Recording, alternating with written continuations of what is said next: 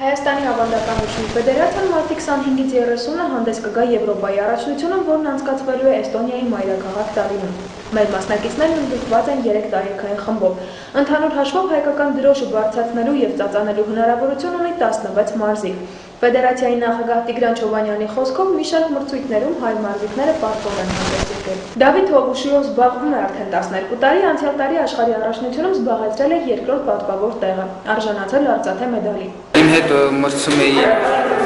մոտ 12 հոգի, քաշային կարգի 12 հոգի, ես մրցեցի դեմից հնդկացու հետ, որին գրեցի, հետո վիետնամացու հետ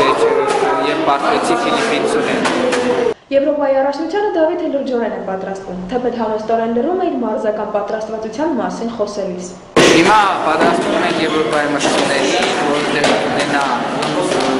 մարտի 26-ին Էստոնիա Թալին քաղաքում։ Հիմա ես երկու-քաշային բացացել եմ իմ քաշային կարգս, որը շատ դժվար է, քանի որ ես այդ բարձր քաշային կարգում չեմ մասնակցել այդպիսի մրցումների, բայց ես իմ ֆիզիկական և տեխնիկական պատրաստությունը հավասարում եմ միջին։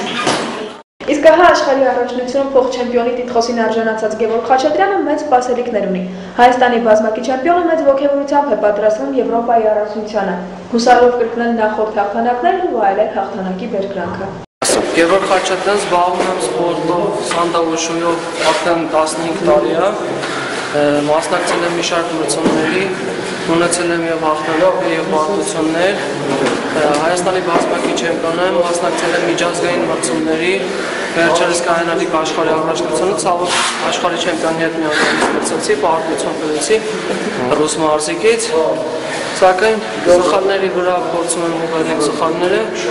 հետագա մրցումներին պատրաստում ենք Եվրոպայի առաջնությանը, փորձենք ամեն ինչ ամենամեծ հաջողությունները բերել Հայաստան։ Ինտերպրեսայի խմբագրությունը մեր մարզիկներին ցանկանում է հաղթանակներ ու նորանոր նվաճումներ։ Այդա Կարապետյան, Հայկ Կարապետյան, Ինտերպրեսայը։